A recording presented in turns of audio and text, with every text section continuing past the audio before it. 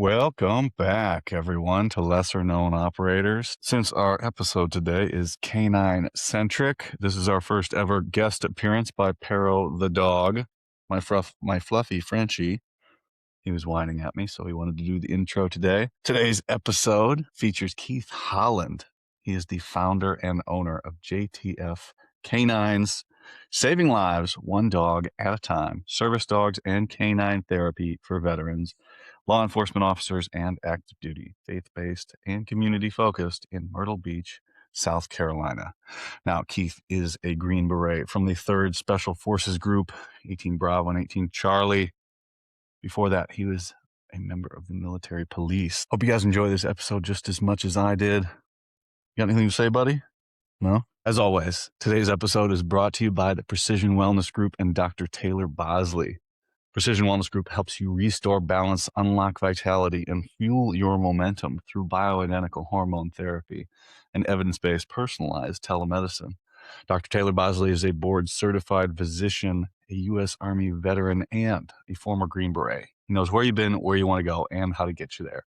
And he's an actual doctor that can prescribe you actual medicine. So if TRT, HRT, hormones, testosterone, peptides, GLP-1s are something you've been looking into for a while now, or just starting to look into, look no further than Precision Wellness Group and Dr. Taylor Bosley in Southern Pines, North Carolina. In-person telemedicine. Walk in, use code LKO20 on your initial consultation paperwork to save 20% on said consultation. I do appreciate you guys. Please remember to like, subscribe, share, comment, pass these episodes along. Thank you for listening and enjoy the show. Keith Holland, welcome to Lesser Known Operators, man. Thanks for coming on. Yeah, thank you for having me. I'm disappointed. It's just one. I thought we'd be having at least a dog to get another perspective. We could get another camera going in there. So, but Yeah. We can bring one of those in here in a little bit. My boys over here. we'll do a skit. I'll get my fluffy Frenchie here. He can just give his funny faces as well too. There you go. I've been getting people in my stories like, "Where's your dogs?" I was like, "What about?" He don't even say anything. He's just cute, you know. But everybody, that's and today I was like, "Oh man, we're going to talk about dogs. I love dogs." So it's always everybody loves dogs, right? And if you don't love dogs, then you can't trust them, right? Exactly. They're man's best friend. I mean, it's the only animal God's given to us that will leave its kind to be with us. Yeah, that's true. That's true. And they're always happy to see you. You know, always wagging their tail. Like if you had a bad day, they're happy. If you had a good day, they're happy, and it's just always there. And let me get I them always tell treats. the guys, I always tell the guys and gals that get the dogs from us that you put your dog and your wife in a car or your spouse in a car in the trunk, lock them up, go fishing for about 2 hours, come back, open it up, and see which ones are happy to see you. Yeah. For those listening at home, don't do that. That will not work out. That will not work out for you. Well, the dog will definitely be happy for you. But no, man, that's got to be fun every day. Just waking up and go get to hang out with something that happy to see you and wants to be there and just ready to work. Doesn't get tired either, because those Malinois, they're crazy. Yeah, they will literally work themselves to death. Once you make that bond with them, they're yours forever, and they'll work themselves until they drop dead.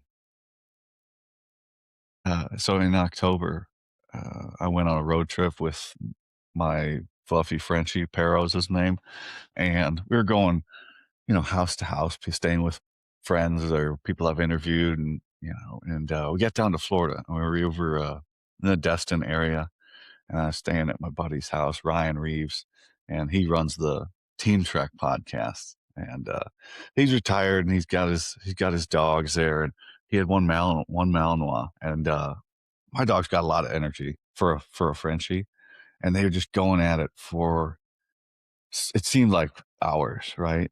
And my dog's starting to wear down, and he's wearing his harness. You can't, the Frenchies do best in the full harness, and it's got a handle on the back. And this Malinois, it wasn't really getting around on him, but then it figured out, man, this dog bit the handle part, it picked my dog up and then ran away with him. And I'm like, "Oh no, buddy, you're losing." Yeah. Yep. I wish I would have got a They're picture. super smart. They really they can really adapt to pretty much any situation. That's one of the reasons why we use those dogs, right? And the guys are used to working with those type of breeds, right? So our law enforcement, our military, that's what they work with downrange, and so they're super smart. They can adapt to a lot of different situations, and that's why I use that type of bloodline and breeding. Why are they so smart? Where does the Malinois come from? Is that they're just who who originally bred that into existence? So there's a pretty long history, and it's kind of weird because you get the French side in it, the German side in it, you get a little bit of the Holland side or Dutch side in it. um, but they all came up in the Europe side, just north of Germany. I don't know the exact details off the top of my head, um, but they originally were bred to help with livestock, which is kind of why they get the smarts. I guess where they get the smarts from is just going out and working those natural dogs and protecting the herd with the herders. And they got the energy for it, that's for sure. Out there, just Hmm. they endless energy. But no, Yeah, and then the Dutch shepherds, very similar to the Malinois. I like to call them the more they're just intense, more intense about it, but don't have all that crazy hyper energy from what I'm seeing in the bloodlines that I've used or used for my breeding. Is they're just more intense without that crazy Malinois energy. the so are you training working slash service dogs or just service dogs? Because I mean, a working dog is a lot of work to even maintain to live with you. Because if you don't get the energy out, it's gonna tear your house apart. So how are you managing that? Yeah, so yeah, we are training multi-purpose service dogs, and there's a reason for that because service dogs aren't the easiest dogs to go to work with, right? I mean, where are you going to go work? You got to be at a desk, or you got to be in a position of where the dog can freely move with you throughout work, and that's just not really a a, a viable means to take a service dog into work, especially for the type of work that the guys like you and me want to do, and our brothers and sisters out there. Nobody wants to go be a greeter at Walmart. Nobody wants to go bartend. And even if you did, you couldn't bring your dog as a bartender. So what we do is, and this is the reason why we use the Dutchies and the Mals mixed bloodlines, is because we're giving them a dog that is smart enough to do the medical side of it, and at the same time provide them additional skills to go work with their handler. So we're providing a purpose and a mission to these guys and gals that gets these dogs. It gets them off the couch because it's great to have a service dog, but if you don't get off the couch, you're not fixing the problem because you're just dwelling in your own thoughts. You're fighting the demons every day, and the dog can be there beside you, but let's get off the couch. And the only way to get them off the couch is give them a dog that they can actually go use to provide different working environments. Like we do search and rescue training, HRD, which is Mm. human remains detection. We do tracking. I've linked up with organizations on the East Coast, Virginia, called AK9 International, and they're willing to take a dog pair team, service dog pair team that I've done. And as long as they got the post 9/11 GI Bill or Voc Rehab, they will pay for them to go be a bomb certified team. And that way they can go help out with TSA. They can go help out with event like Coliseum, like um, concerts, sporting events, and now they're using their dogs to sniff or scent for explosives or people carrying stuff that they shouldn't have to carry or be carrying in public. So it's just all of taking these guys to the next level and getting them off the couch, putting them back to work, and providing that service to the community. Because let's face it, the military and law enforcement, we do that type of work from the beginning because that's just how we're built. You know, a lot of our stuff comes from, especially guys with PTSD and stuff. It comes from, for my experience and what I've seen, we all have past trauma starting around childhood. So I think those traumas makes us grow up quicker and turns us into providers, protectors, uh, what true men are supposed to be. And we believe is once the guys and gals are out of the military, they lose that. They lose that sight, that purpose, that mission driven. So um, if we can give them a dog that can take their skills and advance those people into a work environment and doing a purpose and mission, it's a win-win all the way around. And that's our main goal is getting these dogs these to the guys and gals that need them to prevent PTSD attacks, not comfort the guys through it, but prevent them, and then provide them a means to go make a living for themselves or help their communities and a purpose in life. You said the phrase, these working dogs and the medical side. What is all encompassed in that phrase, the medical side of the dog's job? So the medical sides, it has everything to do with IDing the cortisol levels or the stress hormones in their handler. Um, so what I do with these dogs is once I've ID'd who's going to receive what dog from me, uh, I then go to those handlers and I have them collect their cortisol, or that stress hormone through their saliva, right? And I train their dog to their scent, their saliva, their cortisol. And I train it very similar to how you would a seizure dog or a diabetic dog. But instead of just these dogs alerting, these dogs are forcing their guys and gals to pet them, their handlers. And once you pet a dog, science has already proven that it lowers your cortisol and it also gives you that dopamine spike. Well, if we can do that before a PTSD attack happens and catch that cortisol level as it's going up before that attack, then our dogs can prevent that attack from happening by just engaging with your dog and petting them because it's going to lower that cortisol. It's going to give you that dopamine spike. And without that there, you can't have a PTSD attack. So our dogs are stopping up to 98% of the attacks from ever occurring. I guess I never looked into it. You hear Now, about service dogs being able to do things, but I never. there's a lot of service dog companies out there that are, you have to pay for them or they're giving away. And a lot of them, they do good things, but most PTSDs all out there that are going out aren't preventing attacks from happening. So honestly, they're not true service dogs, because they're supposed to be providing that medical service, right? That's what a service dog does. Um, but our dogs, because right out of the hole, they're sensing that cortisol in their handler. Um, they're providing that service and preventing it from happening. Most dogs are trained to comfort the guys and gals through it after that attack happens.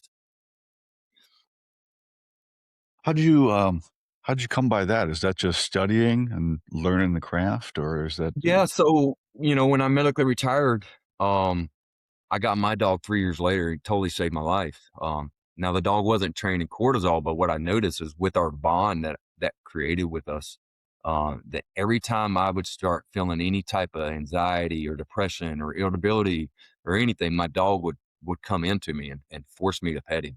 Now this wasn't right away, right? This was, you know, 6 months to a year, but that it was built with that bond with us just constantly being around each other and me moving with him and just doing things with him. He picked up on it naturally.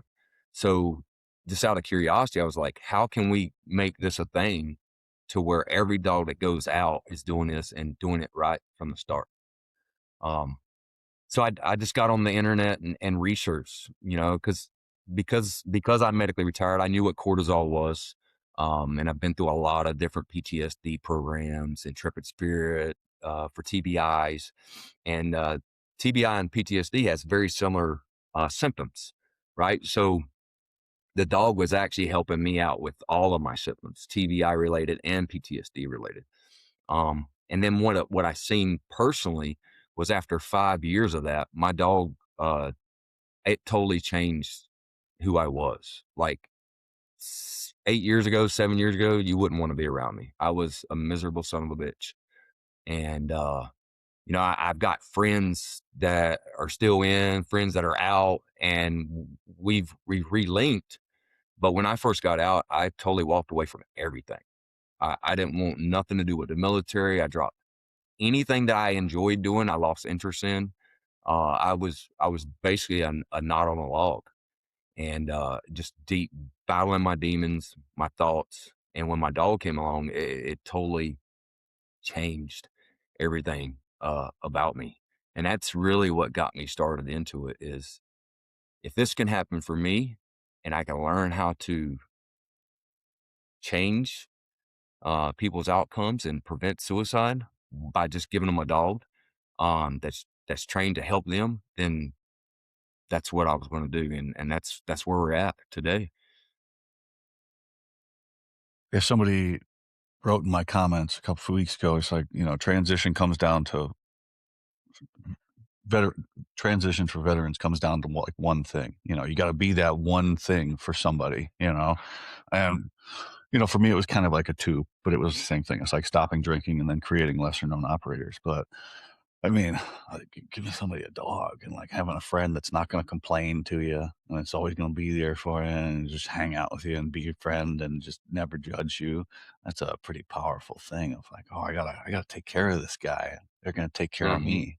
That's pretty, that's pretty cool. Is as a common, unfortunately, kind of what you said there is a common thing after we get out. We just kind of disassociate from our past life, which is not healthy at all.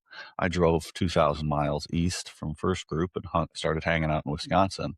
Let me tell you, there's nobody here, man. There ain't nobody. There's no team rooms in the area, and Yep. you're you're isolated from your friends, and you got to start a new life, and you kind of regress to that mind state that you were in before you joined the service, to when everything was neat and orderly and in uniform and you fit in and all you had to do was just work really hard and be the best, which is sounds difficult, but it's not that hard. It's not Yep. that hard to just work really hard. So no, I love that. And how long did that take after you got out to start getting into it? You said 6 years or 4 years? So it was 3 years after I got out. So I medically retired in 2015. I started my terminal leave ish. Um, 2016 September, I was totally out. I was completely on the VA.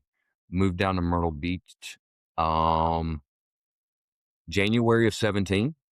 And then I started the Golf Academy of America, and it was just basically going to be healing for me. Keeping my back loose and limber. Uh, I wanted to continue educating myself. So it was just the next step of transitioning, and it didn't go well. It didn't go well at all. Um, I could not stand the disrespect that the students were having with the teachers, with fellow students. Uh, no respect for their elders. Um, it was just a totally different ballgame that I was used to, and it crushed me. It made things even worse. And there was a local nonprofit here in the area that was involved with golf, and I got linked up with them and was doing a golf outing event. And the president at the time, Judd Kuhn, he's not with us anymore, but he he looked at me and said, "You need a dog." And and at that time, I'm like, "Well, what's a dog going to do to me?" And number one, number two, I don't deserve a dog. I wasn't nobody special, right? I did my job, and when it was time to retire, I was just ready to go about my way. And he said, "No, you need a dog." And that's one thing I've noticed with the guys and gals is 99% of them that receives their dogs, none of them think they deserve it or need it. And until they get it, they can't see it. But once they get it, it's a huge eye opener. And that same thing happened to me, right? It was an eye opener for me. And so that was 3 years after I got out. So 2018, roughly, the end of 2018 is when I received my dog, and I went up to Canada to receive him, and I just fell in love with their philosophy with dog training. Baden Canine is the name of the company, and fell in love with their program. And all I wanted to do was do dog stuff. So that's where my trip started. And I mean, I worked all through COVID. I was in Canada working with dogs. I was embedding dogs. I was using dogs as protection, Force Pro, doing high high visibility targets with dogs, training police. I mean, I just did everything and anything dogs because it really did save my life. And um, and then started my nonprofit. So what 2017. So I got my dog 5 years after receiving my dog is when I said, hey, I need to start a nonprofit to help others, because I was helping run other organizations, right? Special Operations Wounded Warriors, which is the nonprofit that gave me my dogs. And then you have Mark Geis with Shadow Warrior Project. I helped run his program for a year, and I just seen that there was a need for more dogs to go out. And uh, I just kind of stepped away after that year of working with Mark and created our program. And I wanted to take the good and the bad that I've learned over those, almost 8 years of working with dogs, 6 years at the time, and make the best possible outcome and help as many people as we could help. And that was kind of the beginning of it. So it was after the time I medically retired in 2016. After we started in June of 22, our first dog went out that year. Fuck yeah, man. Fuck yeah. I interviewed a couple folks from Special Forces Trust yesterday, and I kind of went off on a tangent. I started talking, and I was like, there are a lot of nonprofits. There's a lot of them, but we say the phrase often. If I can just help one person, the vast majority, 90%, I would say, of nonprofits are helping just one person at a time. Like one person on one person, like actually physically standing there with them, whether it's a dog or a trip or a thing like this, or we're taking them fishing, yes, things like that, right? And so you start thinking Hmm. about it that way, you go, oh, well, maybe there aren't any, because there's a lot of people in this country. There's a lot of veterans in this country. There's so many. And the benefit to the are you the chairman or you're the founder? The founder, the person So doing the work. yep, Yeah. the Yeah. founder, CEO, and I'm the head trainer as well. I'm So all the employees here at Lesser Known Operators as well. I fill all 27 seats of the board. yeah.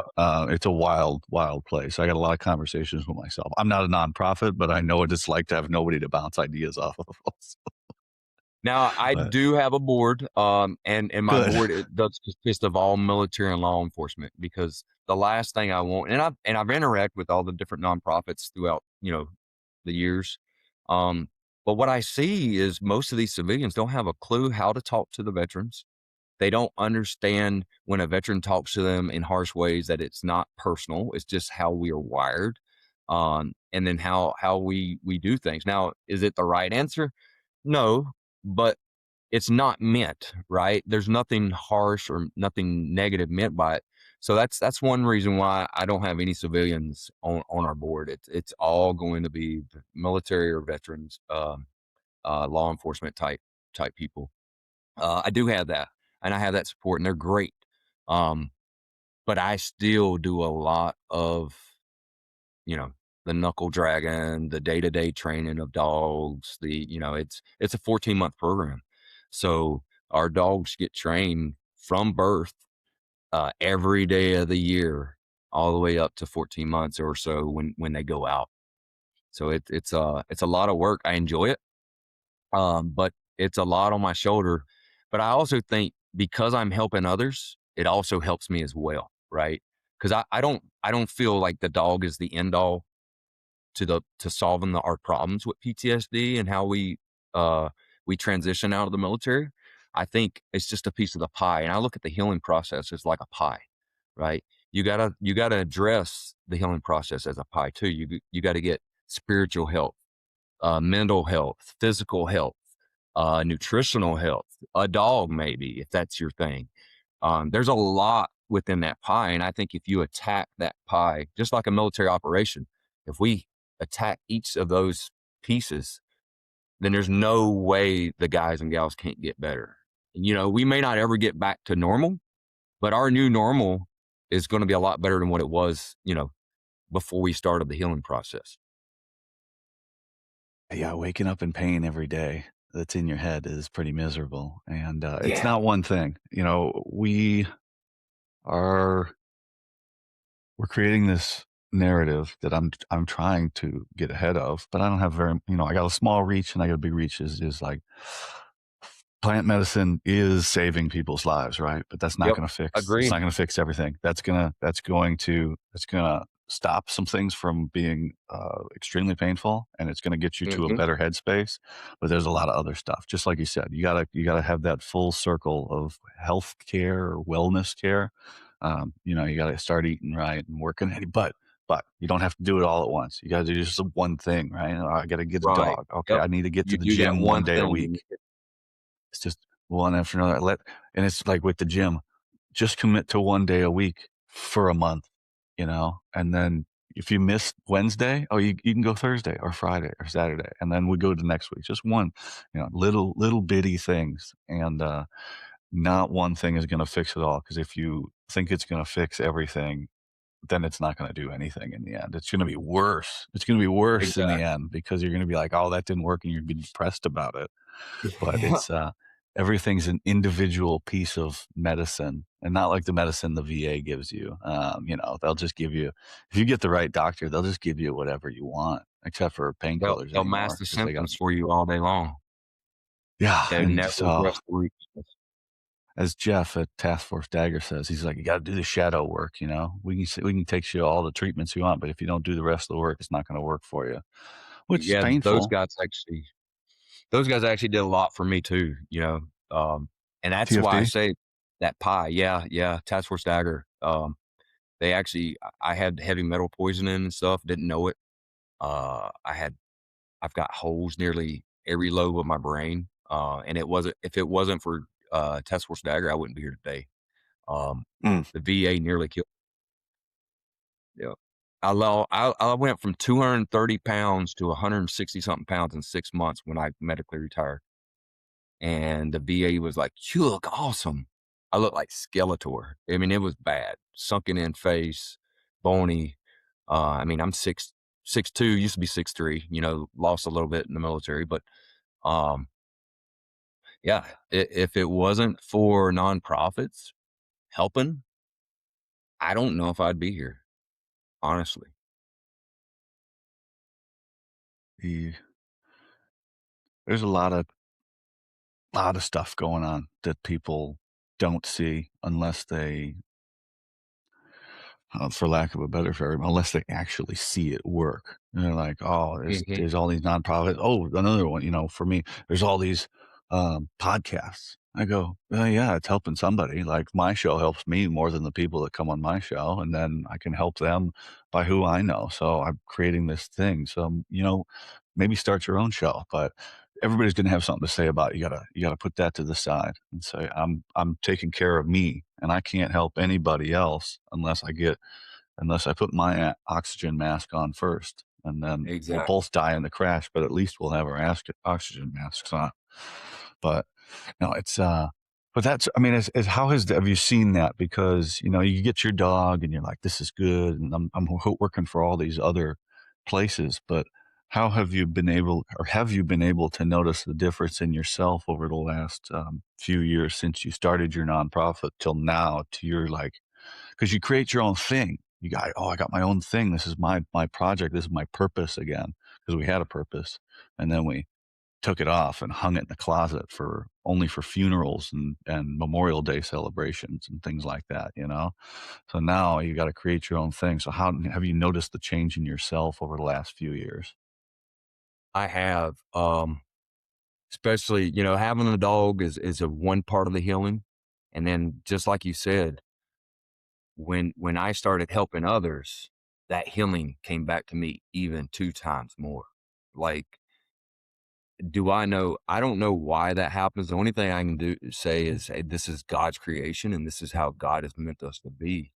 Um, I think helping others is what he wants to see us doing. And um, plus, let's face it, military guys, law enforcement, that's what we do. We're helpers, we're fixers. And and this is the big part for me is once we leave, we separate ourselves from that. So what my biggest thing is get the guys and gals right back into that, helping again, right? Because if I can get them helping others, then it's going to help them also, right? Um, it helped me probably. That was probably if I'm going to assign a value to everything that I've done, I think helping others has probably helped me more than anything else. Um, and I don't know if it's because it has softened me as a person. Because we're hard, we're hard as woodpecker lips. We don't know to raise our hand when we need breaks. All we know is go go go until we drop. And so I've been told I was heartless, no empathy, no sympathy, um, and I noticed that. But as soon as I started helping others, um, it all that kind of started diminishing, and I could see that year after year after year, which put me in a so much better of a place. Like I said, 8 years ago, I was angry, I was suicidal, I didn't want to be around nobody. I was just, that angry white American that they told us not to be in the Q course. And then the next thing you know, I'm helping those that need help, and I'm no longer that angry white American. Yeah, I still have issues from time to time where, I might get a little excited or I might get really angry. Um, but with the dog there and the healing process that I've been through, it's really helped me take a step back, take a breath, and then reassess that situation in a more open perspective instead of just that tunnel vision that, hey, I'm angry because of this. And I don't even know why I'm angry. I just want to blow up and be done with it. Now I don't really do that anymore. And I've noticed that it's a big change for me. Now I kind of work myself through stuff and figure it out that way. Yeah, especially the years you were at third group. I mean, deployment, back home training, deployment, back home training, training cycles and all that. And, it just spikes all the time. And then you got to calm down and just all up and down. The reaction to anything even stressful or even minorly stressful, you're going to have your body doesn't know. You just overreaction because if you don't, oh, I could get shot, I could get blown up, I can get killed, or somebody else could get killed, even worse, right? Then you got to live with that. So you got to be always on the top of your game, and that's not healthy, And I've said on here before, the military, if we were to classify the military as a person, right? Well, the military is a psychopath. And to operate correctly as a member of the military or with this person, you have to adopt some of those tendencies, psychopathic tendencies. And that is not healthy if you're a normal person.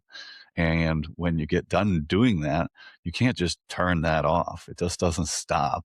You have to you have to go through some of these programs or these treatments that work to reintegrate yourself into being normal, because even the people that you were in group with don't understand what's going on in here. They might think they do, but they got their own little path, right? That they went on, and they got different perspective, different life growing up, maybe different experiences. And so you gotta work on that. And unfortunately, the person telling you that you're fine is the one in control in your head, and you're like, Yeah. and he's making bad decisions. We're asleep at the wheel here, man. So, um, and somebody told me the other day, another Green Beret, he's like, we know the answer. Even as GB, as smart as everybody is in group and as GBs, we know the answer, but sometimes it just takes somebody else to go, hey man, you gotta press the floor on the elevator and go, oh shit, yeah, all right, 11. Otherwise, you just Yeah. sit there and you're not going to go anywhere. And it just sometimes that's what it takes, is just somebody, that light bulb theory, to go, you need to do this, because we just won't do it, will we?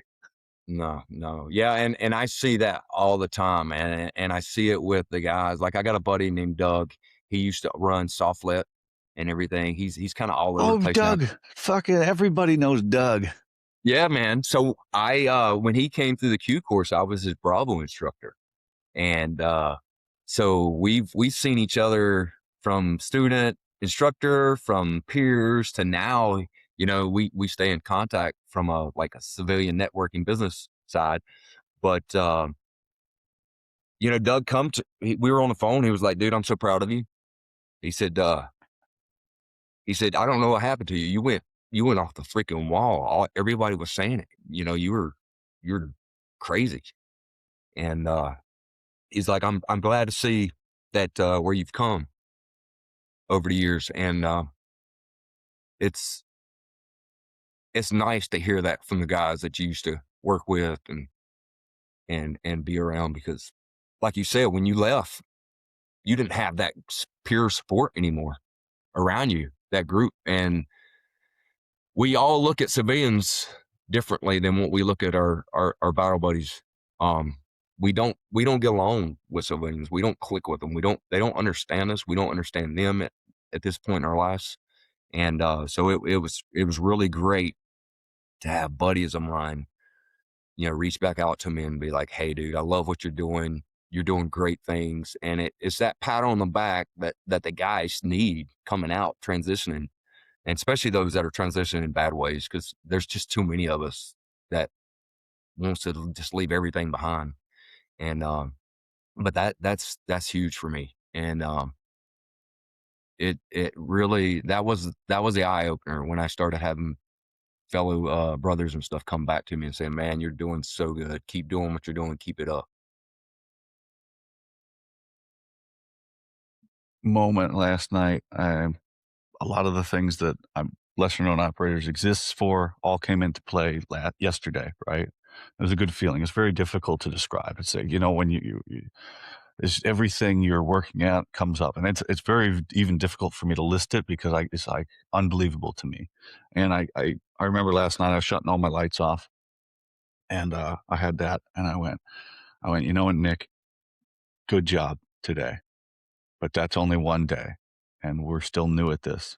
That's when you get dangerous, is when you're like, oh, everything's working, right? No, keep your eye on the keep your eye on the ground where you're headed, right? And off of the chem light in the distance. Like, let's stay focused here and don't get pulled off. You got to hear that, but there's another point where you got to be like, okay, now it's time to go to work. Things are working, and now let's keep things on the track. Let's build the rest of the track and go down that route too. So there's always this, because as you said, I'm not somebody who deserves this. We diminish our own accomplishments, and we go, it's not good enough. And you go, I don't deserve the success or the praise of my peers and things like that, and just go, it's okay it's okay to be recognized. It's okay to do this, but you know, don't let things go astray like we've done in the past, because we've let things go off the rails, and we've let things go too far to one side. So staying grounded in your friends as well, and say, appreciate the moment, but realize that we can be dangerous if we think we know what we're doing, right? Exactly. Yeah. Yeah. Yeah. We cross that threshold, not even realizing it, and Yeah. it could lead to bad things for sure. But keeping that military mindset is big for these guys, right? And that's one thing I pride my program on is I don't sugarcoat nothing with these guys. I put 'em right back in that basic training type mentality, right? Because it kept us alive for 20 years through GWAT. I don't know, 25, 26 years now, 30 years almost, through GWAT. Um, so I tell the guys and gals, don't lose that. Yeah, it's not who you are, but it defines how you carry yourself. And so I try to put that military bearing into the guys and gals right off the get go. Hey, this is what we're going to do. Because that military bearing is what, I beat my chest to, that drum that, hey, I'm a freedom fighter. I can do this, I can do that. But as soon as they leave that, then they're puny. They're like a noodle in a bowl of hot water, you know? And so I want to give them, empower them again, and let them know um, that get back in that military mindset.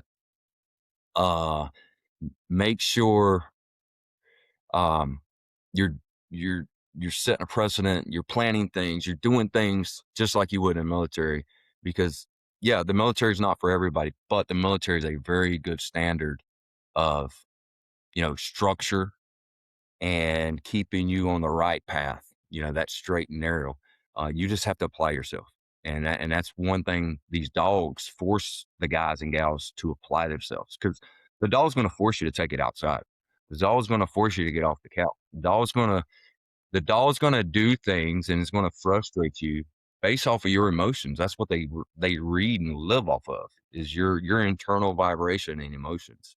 And so when you're feeling bad, I don't know if you've seen it, but my boy came over, and I had to engage with him because he felt me getting a little nervousness, or that sad, because I'm talking about the past. And so it's I don't know. I don't even know where I was going with that. No, you're good. What we're talking about, so let's get into process, right? You kind of were talking about the end. You said this is a 14-month process. And that's, when we introduce the veteran that's going to get the dog, I imagine that comes much later in the process. Take me from the time we get a brand new cute little puppy dog till the time the owner drives away down the driveway there. How's that all work? Yeah, so depending on the list, and we do have a wait list already, believe it or not. That's awesome, isn't it, man? We just hit a 2-year wait list this year. It's crazy. Um, so the wait list starts once I kind of get an idea. Okay, these are the type of personalities we have on the wait list. This is where we're looking at. This is the type of dogs I need. Then I figure out what dogs I'm going to breed. So that's the very first process, right? See what we have to serve, and then what type of dog we need to make that service happen, right? So and then once the litter is born, I start their training process right out of the chute. Yeah, they're blind, deaf, they're clumsy, they're pups, right? They're about the size of your hand. But I start them with desensitizing right off the get go. So lights, sounds, noises, vibrations, just pressure, touching, being flipped over, being held upside down, everything, right? So that's the very first steps. And then as their different sights and sounds and everything starts adapting and becoming real, then we start addressing those, right? And we put them with different sounds, like vehicle sound. I mean, you name it, right? Our goal is to totally desensitize these dogs to everyday life, everyday noises, everyday sounds.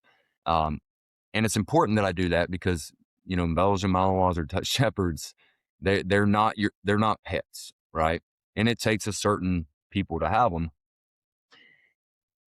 So my main goal with our dogs, they have to be light switches, right? When they're not working, they got to be calm, cool, chill, and relax. When they're working, they got to be calm, cool, and chill and relax, but they need to address the issue, right? So if it's we got to go work and smell maybe a bomb, that's what we're going to do, right? So I got to have a dog that's motivated enough, and also uh, want to be with their handler, right? And it's all about the genetics. It really is, which is one reason why I don't use rescue dogs or nothing like that. Genetics is big. So the first 10 months or so is strictly obedience, right? Learning commands, learning how to go in and out of public. We start the puppies off with getting petting and interacting with people. Then about the 6-month mark, we pull all that back, right? We don't let them engage with people. And now they're around people, right? But there's no engagement, right? And a lot of things we start doing too is the dogs at that point they don't get to make their own decisions, right? So they have a restricted freedom. right? And that's the structure that these dogs strive on. So I'm putting structure in their lives from a very early age. That way, when it comes time to hand these dogs out, they're not going to be a liability to our guys and gals. Plus, I've got a hand in every part of their training, right, for 14 months. So about the 10-month mark of, and we're not currently doing it, but what we want to do is start therapy courses with our pups, right? So 10 months old, we want to do 3 week-long courses. And what we want to do is bring 6 individuals, veterans, law enforcement with PTSD, TBIs, to come through our therapy. And that therapy is the first introduction to get them back in the mindset of being in the military, right? That basic training mindset, that structure, that leadership that they need to snap out of whatever they're snapping out of. So now they come to do this therapy, and it's not your traditional talk through therapy. I don't believe in that stuff. Yeah, in the beginning, maybe that's part of it, and maybe some follow up stuff. But the therapy that's constantly going, bringing up the past, for me, is not a smart idea. It didn't help me. Um, so the therapy we use is they work by, with, and through the dog. Sounds very familiar to the military, right? To accomplish a task under stress. So I'm actually putting these guys and gals in stress to accomplish tasks using a dog, right? And what they see from that and what they learn from that is if they start relying on their eyes and their ears and communicating with the dogs, it helps the problem out, right? It helps through the stress. It helps work to get to that end goal. But because if they don't, all they're going to get is frustration, right? Because they're not working with the dog. They're thinking they're the subject matter expert. This is how you should do it, dog, right? Um, so they have to work with the dog, right? And they get frustrated, and it's like that with actually all the dogs that go out. When guys get service dogs from us, or I would say from any organization, at first the stress levels do go up because it's a whole new animal, right? It's a whole new lifestyle. They have to learn how to manage this dog on a daily basis. But by that stress levels going up, it forces the guys to address these stress levels by taking the dog out or dealing with the dog, doing obedience with the dog, doing drills with the dog. And what we're seeing is that process of them working through that stress with the dog is actually helping them. So that's the first part of the therapy, is just going through stressful situations to accomplish tasks, right? And then at the end of the day, that class, we have one of the guys or gals tell their story, because yeah, their therapy can be good. So but I want it led by the guys themselves or the gals themselves, right? So we sit in a circle, I have them put their dogs up, and I bring my dog out, because my dog is now adapted to cortisol. We pick a guy and they tell their story, right? Hey, this is my story. And the reason why I do them is because if you don't acknowledge your story, then how you're going to work on your story first, right? And also, you got guys and gals to the left and right of you that are going through the same stuff. It might be a little different, but when you know how, so when you went through selection, right? We were sucking, but we all sucked together and we knew it. So it was motivating, right? So Yeah. this is the same thought process, right? They're sucking. I got to tell my story. I don't want to, but you know what? The guy beside me might need to hear it, right?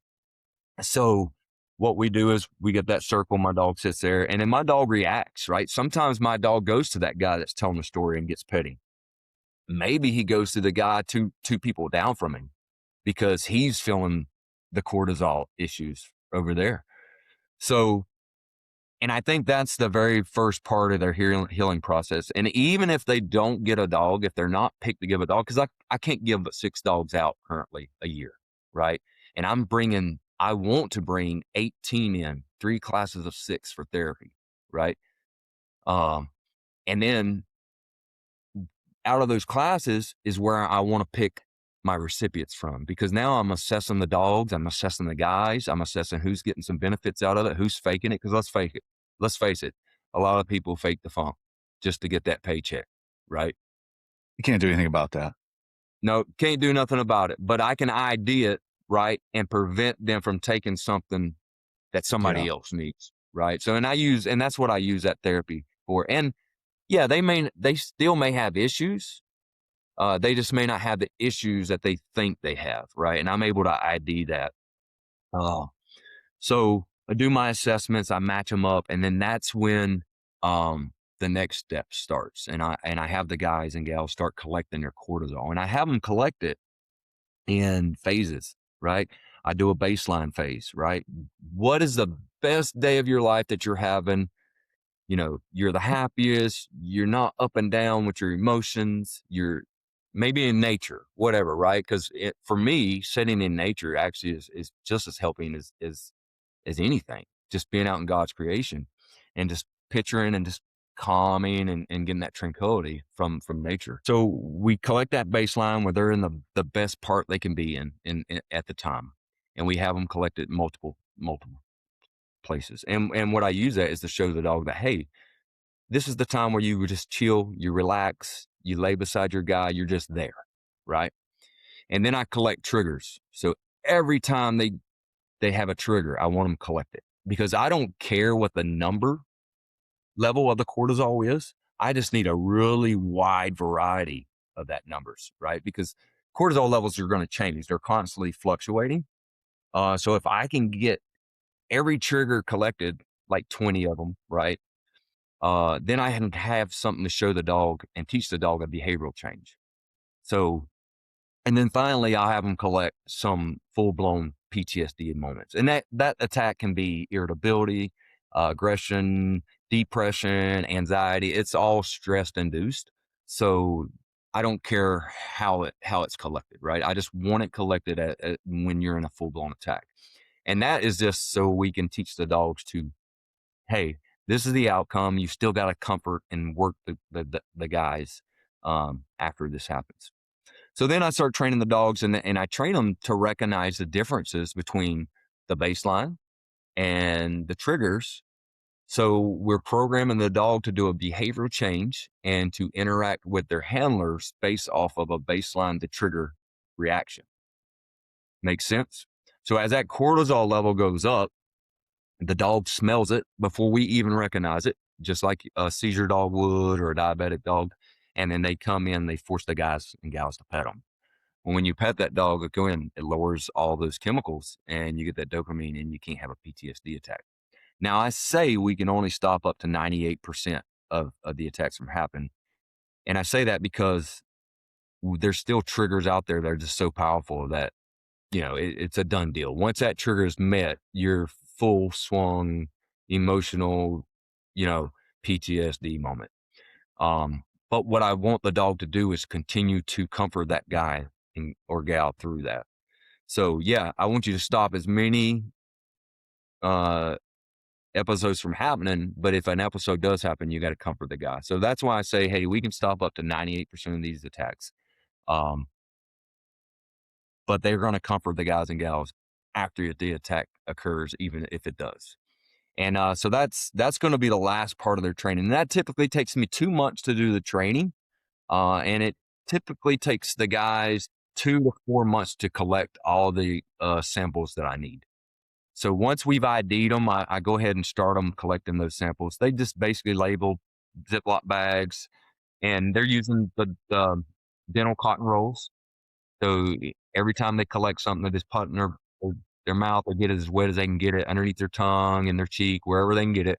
And I don't care if they have food in their mouth, if they have a dip in their mouth, because I want my dogs to react real world, right? I don't want them to train in a clean environment because then the dog's not ever going to be working in a clean environment. So I want them to be used to real world environment scenarios. So I don't change their habits. I don't change their routines. I just have them go about the collection process as a normal day life. And what I've seen is that works best for the dogs because they automatically, uh, once they're introduced to that scent, they know exactly who their person is, right? They're locked in on it.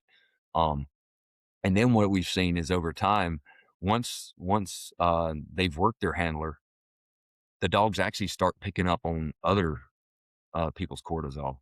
Um, Now my dog, I don't have to use him as much, right? Because after 5 years, I was able to start my nonprofit. So I was, in my eyes, I was at a way better place where my cortisol levels were controlled. I'm more back to normal kind of standards, I guess you could say. Um, but uh, but up until that point, that my dog went everywhere with me. That I took that dog.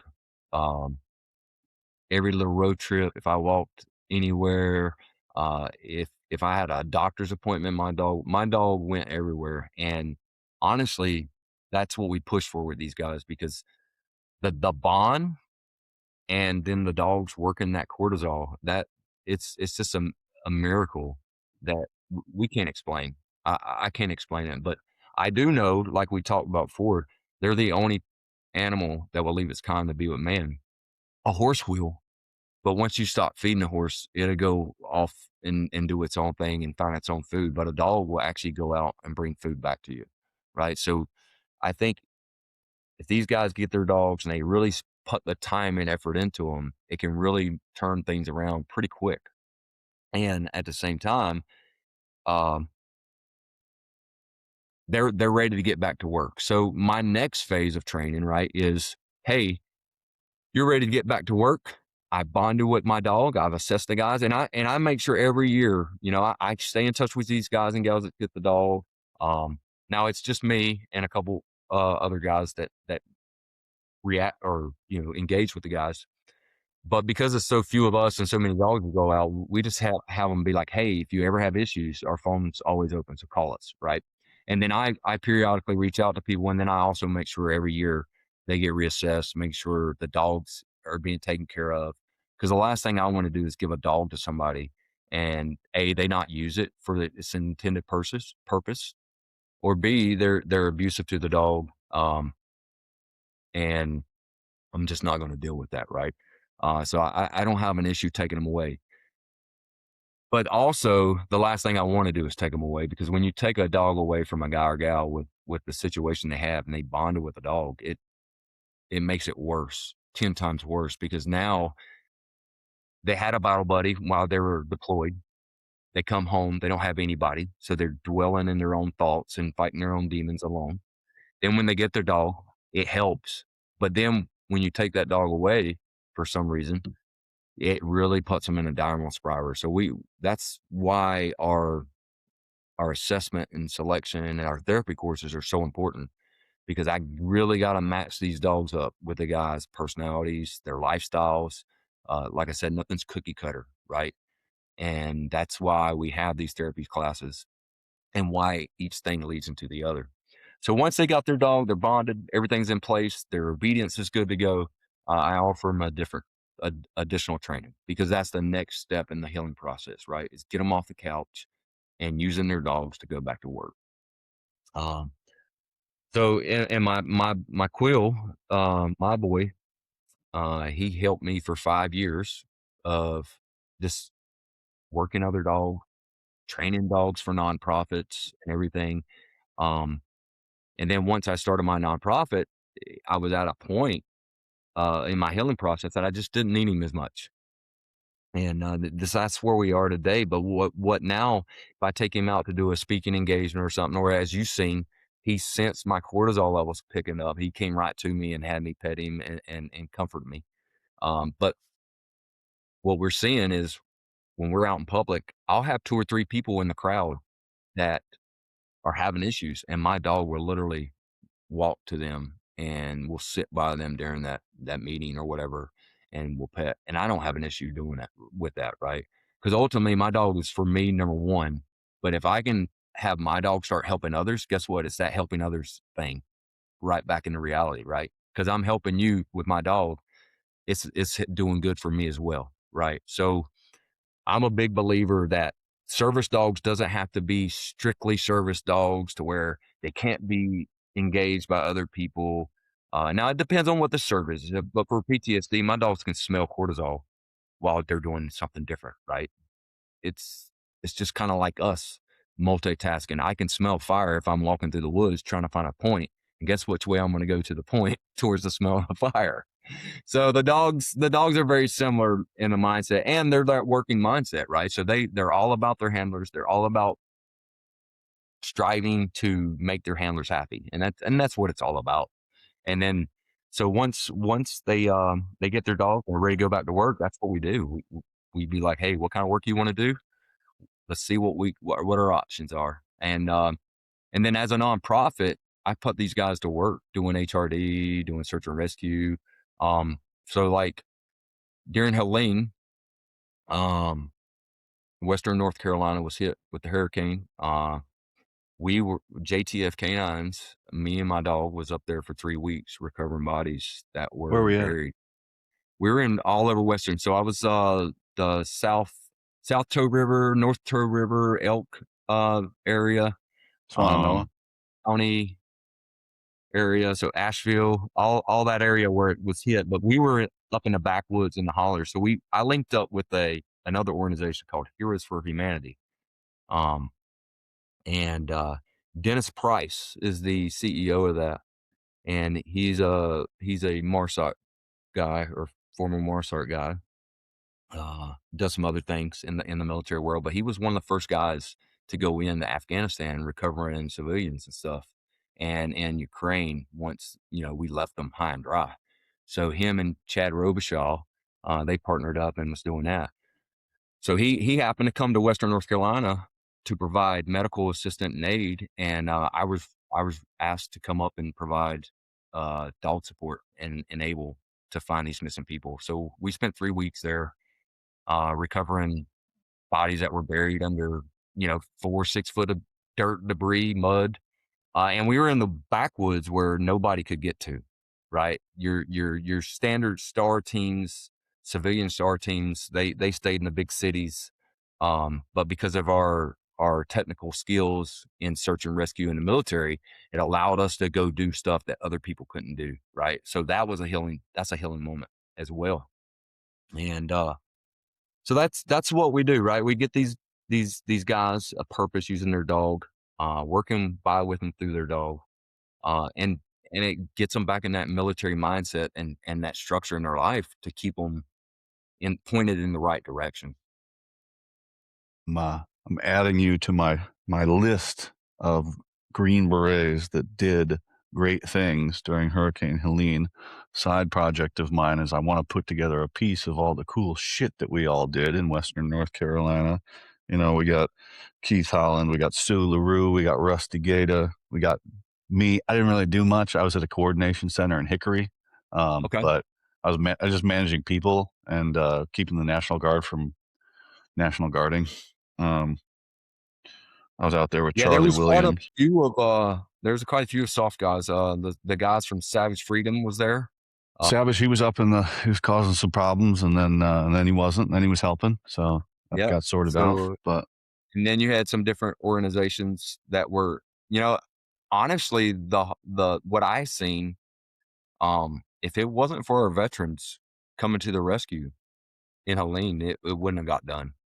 oh, it was great. Um, and what's so great about it is a lot of it was the soft community coming together because of our backgrounds, and it gives us skills that civilian life they just don't have, they don't understand, and they can't take the risks, and they got all the red tape that we don't have to deal with, but we do it from a safe perspective where nobody's getting hurt, right? But we're able to do much more high risk things than what your typical teams were out there doing when it comes to SAR or law enforcement, providing help or Samaritan's Purse or whatever. So Yeah, yeah, there was some cool stuff going on. We had a couple ODAs go through our facility that they were there and ripped out from 20th Group, and then there was some other ODAs in there which I haven't been able to confirm that I can tell people about yet, but I'm working on it. yeah, I think they're keeping on a big hush hush. I don't think nobody wanted to really see them. They're kind of Yeah, in the there's whatever. shadows. I don't want to get anybody in trouble, but there was some cool stuff that was going on there, Yeah. and hopefully it's. Well, But just as kind of a sidebar, man. And I told the folks yesterday, I said it is so easy to make content that is negative or agitating, But man, I want to make a piece about celebrating the cool shit that Green Berets did, and I can't get people to talk to me. And they're like, "Oh, you know, I didn't really do anything." I was like, you fuck, yes, you did." Uh, like, so I'm working on it. It's gone from a 1 year project to now we're in year 2 of really just. Well, But I I've can been definitely snatching put you people in up. contact with some people for sure. You know, then another name just came to me because I got to have this list. You know, Nick Williams over in Fayetteville. I don't know if you know Nick. He runs the Brain Treatment Center in Fayetteville there, and he's all Okay. tied in. He was out there. He sent me a picture of him on Black Hawk out there. So, um, no, but great things. And no, that's wonderful to hear. I mean, there is kind of the downside of, you know, if you got putting guys back and seeing trauma again. So there's a fine line to walk there. I'm sure you don't want to put the Hmm. wrong person in the wrong situation. Like maybe this isn't going to be. Maybe you should go work at the basketball games instead of with the local Yeah. SAR team. And you know, that's kind of part of the selection or assessment, you know, just like anything else. And ultimately it's the guys has just got to be honest with themselves. The thing about what we were doing with the dogs, the good part about what we were doing with the dogs is we would come in after the bodies that were recovered off the ground that everybody could see. And then we would come in and ID targets where these we thought possible people were still located, right? Buried. And so we would basically sit on site and then we would hand it off to whatever law enforcement organization that would come to us, right? And then there was a lot of sites that they couldn't even access. So we just did 10-digit grids.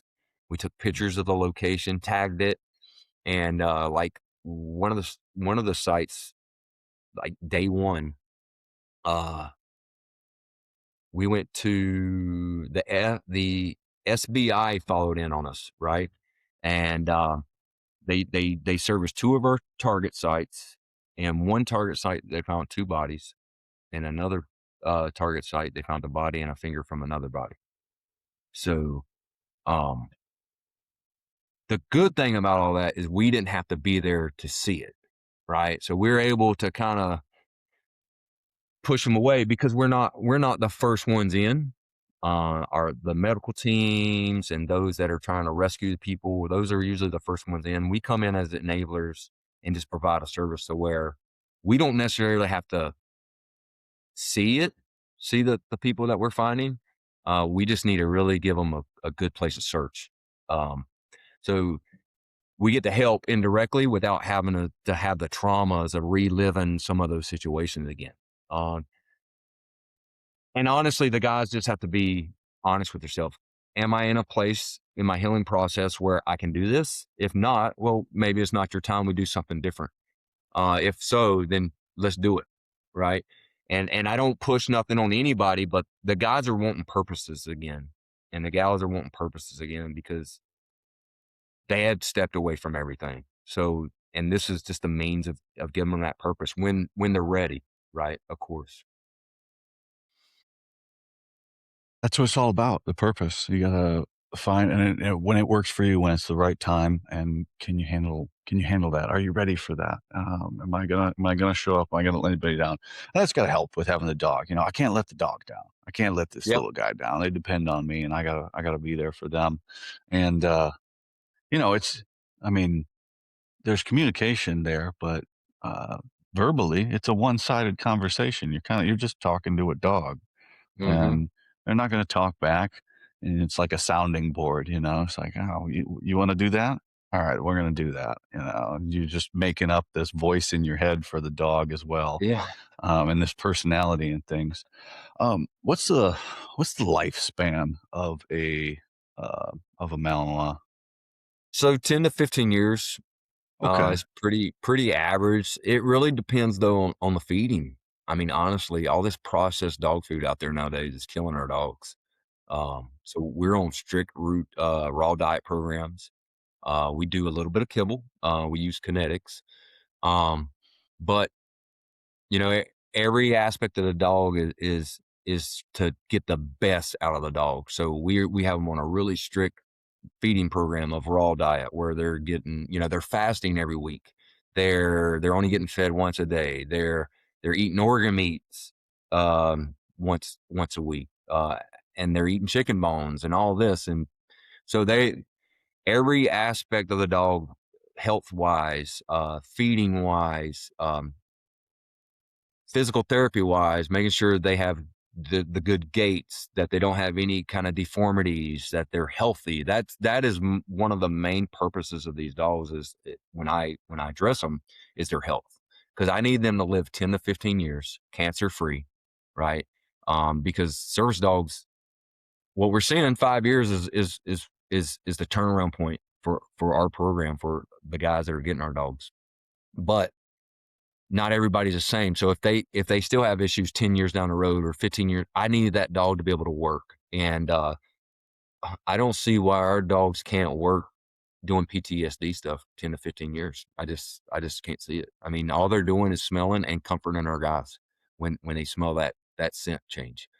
Um, and so just like you kind of put out there, it's our job to take care of them when we're out in the field working and stuff. It's kind of like priorities of work, like the military. My dog gets treated first. I eat last. My dog get bathed. He gets clean once we're getting out of that mud. So because our dog is helping us and they're saving us and they're being that, we turn around and do the same thing for our dogs, right? Especially when we're working. They're our number one. So I want to keep them as healthy as I can. They get clean first. They eat first. Now, when we're back home and not doing nothing, and they're just kind of there doing just typical service dog work, okay, they're on a schedule routine. But it's super important, because they take care of us, that we take care of them, and that's one thing I push to these guys, that hey, your dog is your everything, and a lot of times they create a way better bond than spouses. I mean, I tell everybody off the get-go, if you don't have a strong marriage, you will either have a failing marriage or an even stronger marriage. And I said, if your wife or spouse is not on board, I said, we can't even continue this next step, right? Because the last thing we need is a spouse. It's going to exacerbate the situation in a good way or a bad way. And life is just because you fix one thing doesn't mean you fixed all the things, like I said earlier. Exactly. So things are gonna show themselves for what they are eventually. One thing I see because I see a lot of videos and things like that. I see people getting their service dogs and that, and I get anxiety for them because they're getting a dog for a reason, to fix something, and I get anxiety. I was like, oh man, how long is that dog gonna live? Like, I hope they're able to feel better by the time that dog passes away, because losing a dog sucks, And Yeah, that's hard. I'm like, I hope they can, work on something. So I get anxiety for them. My dogs, I'm like, hey guys, like, we're all in this together, and it's like, I'm Hmm. just happy I get to spend time with you guys, but I hope you guys live as long as you can. But you're Frenchies, you guys are not known for your longevity. So let's go. Well, and that's what's important about making sure these guys can live as long and have a healthy life, because just like you said, these guys need it. And that's why the breeding is important. That's why I don't use dogs from kennels or shelters, because I don't know what their medical history is. I don't know what kind of triggers or issues they have. Because I mean, let's face it, there's a place for those type of dogs. Maybe emotional support dogs, maybe therapy dogs. But when you're dealing with a one-on-one combat veteran or sexual assaulted person, um, you need that stability and that and everything there. You just can't. You need it there long term, just like you said. And so we try everything we can to make these dogs last as long as we can. And it really comes down to just genetics and and just keeping them healthy, feeding them the right things. Because all this processed crap out there, just like what we eat, it's killing us. The processed stuff is killing the dogs. So we're very very strict on how we do it, just to keep them at that fighting level, just like us GBs. You know, we take supplements. Let's give them supplements. Well, I can personally tell you that when I was in uniform, I ate like shit. Yeah, I know. You eating everything you could eat. Yeah. You just ate I the my diet now is at least 3 times, if not 4 times better. But, schedule, I got my freezer, it's full of also, I figured out a secret to longevity and health. I don't know if you know this, but I only eat cows named Carl.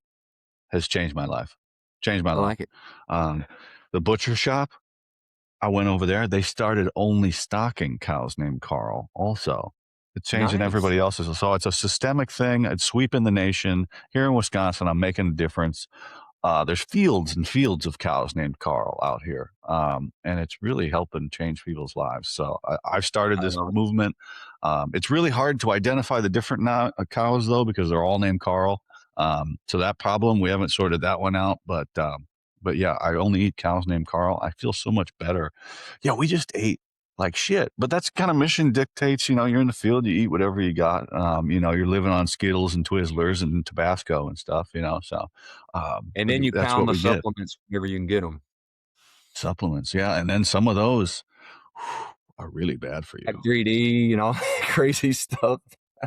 Oh, that was straight meth. I mean, that is oh god, we were taking some bad stuff in the early I remember Yeah, but now we're adults, and then, you go, perspective, right? One of the reasons you're able to do some of these things now is not because, um, this happened to you or it's because you're older. Because when we're young, we're fucking stupid. yeah, As you grow up and you go, I just can't do that anymore.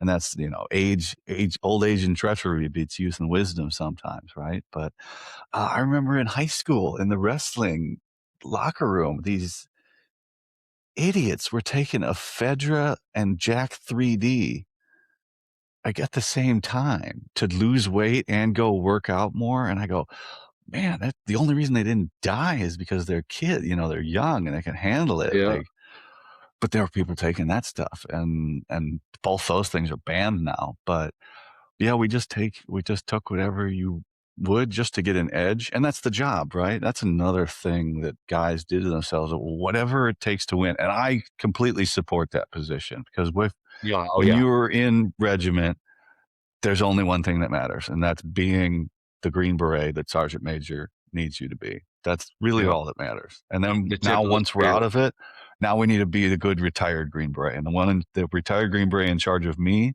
is me.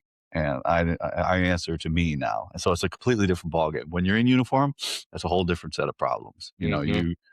But now on this side of things, the food, the diet, the exercise, the social groups that you hang out with, and creating your own team and being part of other people's teams and being a good person, which people could say whatever they want. Being a Green Beret does not require you to be a good person. No. Well, I mean, Uh, let's face it, a lot of us are semi-narcissists. That oh, yeah, kind of yeah. it kind of allows us to do what we need to do downrange, and not have to think about it, right? We're not narcissists because we wanna be, we just kinda naturally fall into it because that's what it takes to do the job, I guess. Yeah. A lot of, you'll join the military for one reason, but then you keep going up and you keep going to these other units, these selections of things. And that was for me, man. That was for me. Like I did that stuff for me. And now, when I was drinking, I was unhealthy, and I was kind of a douchebag. I wasn't kind of a douchebag. I was quite a big douchebag.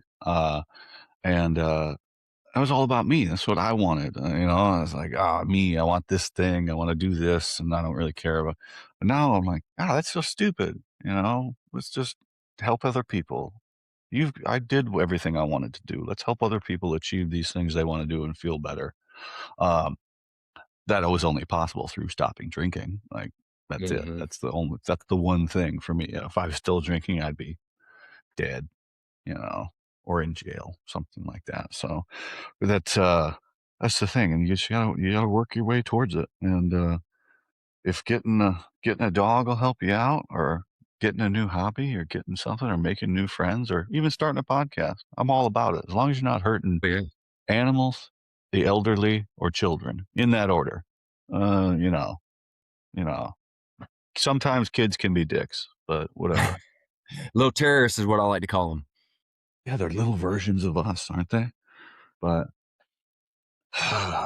man, that's so you didn't have any what do we call it? The doghouse. What do we call it at I group? never had any kennel time, No. in group or as an MP or anything. I worked the street. I was on a line unit MP before, so I'd been around dogs. I had dogs my entire life growing up, training my own dogs, whatnot, but nothing in a professional mean. And then in the military side of it, I would take a few bites for the handlers, the canine guys and stuff. Didn't have no issues doing that.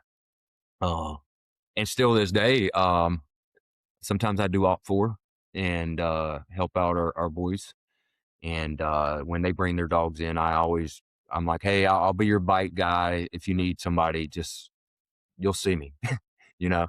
So yeah, it's something that I never done in any kind of professional manner until I got out, and it really changed my life though. It it was an additional skill I didn't even know I would enjoy or had or what. But I've always been able to talk to dogs, right? And get my intent across. And we're big believers that that's what they read, right? They read our intent because especially these type of dogs, they can be looking across a field, right? And one bad apple walks up in that field and their whole demeanor changes, right? They're targeting this guy or whatever. It's because they're reading their intent, right? They're reading that vibration that this guy's giving off. And that's one thing we feel about these type of dogs, that they're capable.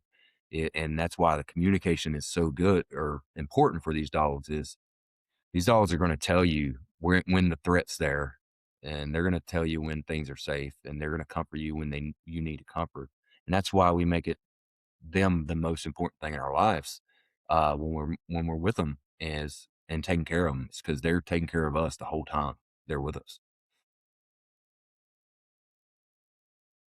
Man, we don't deserve dogs. Some of those techniques that you were describing sound pretty technical. Did you learn that from reading stuff on the internet, or did somebody teach you that stuff?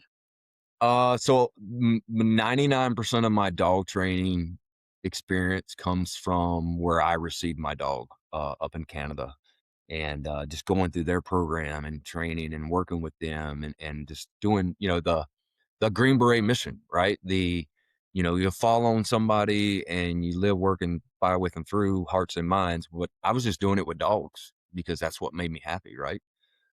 So when I fell in love with it, it engulfed my whole life.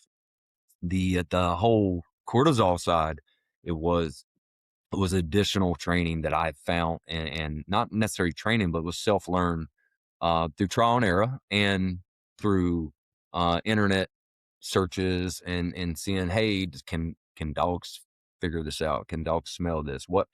Why can a dog smell?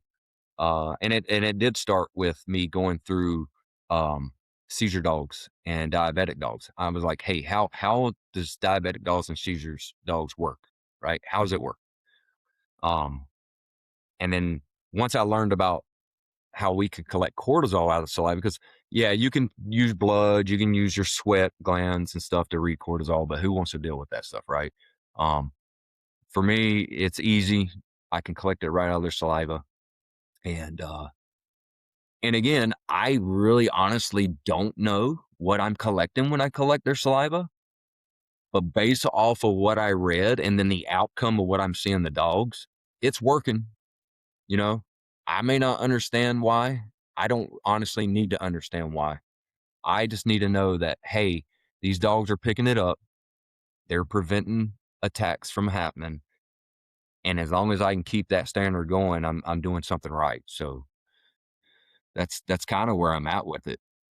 Man, I said a phrase yesterday, and I said, when it comes to this, I don't know what I'm doing, but I know what I'm doing. Yep. And Yep. that really, I think about it, I go, that doesn't make any sense, but it makes sense to me. Like, I, I wake up every day, I don't know what I'm doing, but somehow I get it done, just make it Hmm. happen, figure it out, figure out what's worked. And a guy I talked to the other day, he makes watches. And I was just listening. I called him. I had a question for him. I called him, and he got off, and he went off on a watch tangent, and just listening to him, he's like, you always got to be working on your craft, otherwise you get stagnant, and then after a while you'll be like, I made the same watch 50 times in a row, and I didn't make anything different. And he just was a ranger, and he's just talking, and he's talking. I was like, man, this is inspiring. And then I'm like, am I a shitbag? Am I just am I making shit? And I got a phone with him. I was like, wow, now do I gotta do something else? Am I stagnant? So, you always gotta be working on something, and and to hear stuff like that from people, to go, okay, am I taking it easy, or am I still working on my craft? Am I getting better at what I'm trying to be better at? And Mm-hmm. I think part of that, or a way that you can tell, is you never know what you're doing. You never figure it out. I guess it was a group, your unit. My regular unit, I had that figured out in about 5 hours, right? I was like, I got this. This is. I got to get out of here first off, and two, this is a little too easy. I got this. So we got out of there. Then we got to the selection. I was like, okay, this is cool. And then I got the Q courses. It was cool. And got the group. Okay, yeah, this is where I'm meant to be. And you can do that, but your whole time, your career, you have no idea what you're doing. And then once you figure it out, leadership identifies that right away, and they put you in another job where you don't know what the fuck you're doing, and you always never feel like you know what you're doing. And I think with this, that's what you got to be going at. It's like, am I comfortable doing this? No. Well, then I should probably be doing it. Yeah. Well, and I go to trainers and I tell them, I said, look, dude, I don't know if I'm doing this right. I said, my dogs speak for themselves though. And I said, I really want to learn the science behind it. I want to learn what I'm teaching these dogs and why I'm teaching them and why it works the way I'm doing it, because all mine is experience learned, right? With working with dogs and just learning on the job. So I do kind of feel that I'm always like, am I doing this right? But every time I talk to a like school trained trainer and I tell him how I go about doing stuff, he says, that's exactly how I do it. It's like, so I'm kind of the, just kind of fumbling my way through, and a big thing, running a business. I'd never run a business. I'd been all around businesses and my family run businesses, but I had never personally ran one. And I would have to say running this nonprofit and starting this nonprofit was much harder than anything I've ever done, to include the military, because it was the unknown, and I'm kind of making it up as I go. Um, but it's working and I'm getting good results. So I must be doing something right. And you're helping people, right? Yep. And that's kind of really all that matters. You're helping people. Ultimately, that's all it matters. You're gonna be helping yourself, because it's our responsibility. The VA is not gonna help. They're gonna have The VA is very good if there's nothing wrong with you or you're dying. Everything in the middle is Yes. a little shaky, you know? If you have an emergency and you go to the emergency room, they will help you. They will keep you alive. They'll take care of you, but that's Mhm. pretty much universal for healthcare. Everything in the middle, questionable at best. Like emergency, I will now. I always will tell people though, like the emergency care at the VA for mental health, great. You just walk in and there's providers there that take care of you. They'll listen to you. They'll help you out. That's always been helpful for me. But getting a scheduled appointment on a regular basis that somehow doesn't interfere with your schedule, almost impossible. Almost Yep. impossible. 'Cause, Yep. you see the provider and you're like, she goes, I want to see you in 3 months. All right, cool. And I walk out there. Hey, we can get you in 7 months. And I go, those are different numbers. Those aren't even close to the same numbers. But anyway, completely different subject. But yeah, we don't know what we're doing, and we're working toward it. And like, as long as you feel good about what you're doing, and people are happy with the product you're putting out, that's all that matters. And we'll just improve on that. And you get to a point where I feel like this, and we can expand. How big? I mean, you said 2-year waiting list. How big can you or have you thought about that you can make the nonprofit before you start losing some of that touch with what you're doing? Yeah, so the way I've set this whole program up is as I created it and it set it up for expansion.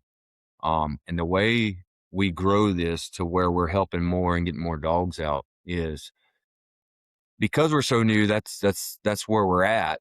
But my end state is once these guys and gals start getting their dogs, then they turn around, they raise their hand and do like I did, right? I got my dog, saved my life. Then I said, hey, I want to give out dogs, right? So my goal is to create this Myrtle Beach headquarters of Joint Task Force Canine, right? Saving lives one dog at a time, and create the footprint and the we want to create, hey, the operating instructions right here, right? Standard SOPs, blah, blah, blah.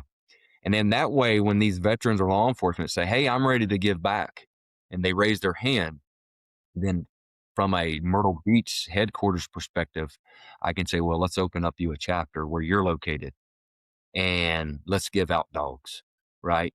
So, for instance, my president of my board, his name is David Eckerson, Marine, contractor. He's done a lot of different things, a lot of years. But he's still got that straight, high flat top up on top, but he's still there, right? Uh, he's stuck in it all the way. I love it. And it's kind of crazy because I actually have more Marines on my board than I do Army guys. I got one other Army guy on the board, and he was a 82nd or a Screaming Eagle. And so Dave, he started the training process oh, not this past year, but the year before. So he got a dog from us, and so out of the 6 dogs, I sent one out to Vegas, and he got the opportunity to train that dog, right? Because he said, "Hey, I want to help, and this is my next mission." So he started that process. Um, this past year, he's actually had a dog from about I think that dog went out about 2 or 3 months old, and then he's finished that dog out, and now that dog has went to it was presented at, not Chuck Liddell, what's the other boxer that does MVP out there in Vegas? Bald guy.